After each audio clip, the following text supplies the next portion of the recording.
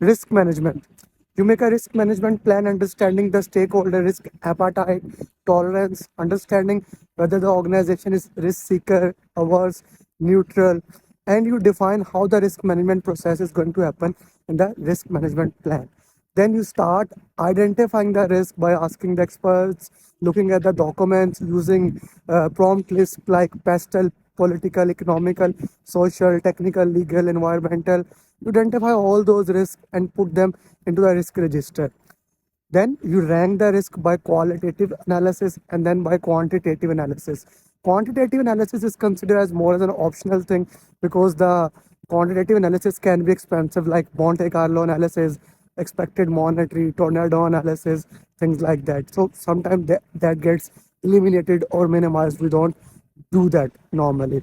Once you have ranked the risk, now you put responses for the risk, both for positive risk. Exploit is the number one strategy for the that. Then you can, if you cannot do exploit, then you do for enhance.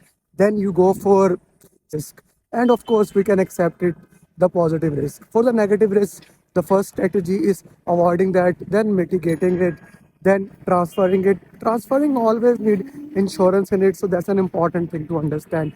So let's say you cannot do that, then accepting the risk both actively, like making contingency plans, or called as a plan A, and fallback plans are made there. Contingency and fallback plans. So once the response strategies are done, we put risk owner, the persons who are going to handle those risks.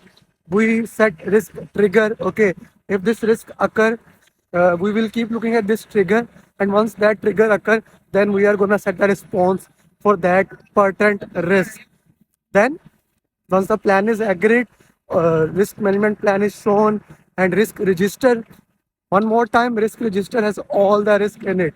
Risk management plan only have the procedures how to handle the risk. Once these things get approved, the risk owner start looking for the risk, and if any trigger occurred, they implement the response plan. So once you implement the response plan, there can be two options. The risk is handled properly and you are left with the residual risk. Residual risk is the accepted risk that you can accept, and you can say, okay, that is a minimum risk, and you can work into that. Secondary risk is a risk that occurs as a result of this one risk. That's another interesting thing. Secondary risk can be more or can be less. You tackled it the same risk. So you look into that, and then the final step is you keep reviewing the risk in the risk review meeting, making a risk report. You keep monitoring and control about the risk. Use a risk audit, that is checking the effectiveness of the risk process. At any time, if a new risk is identified.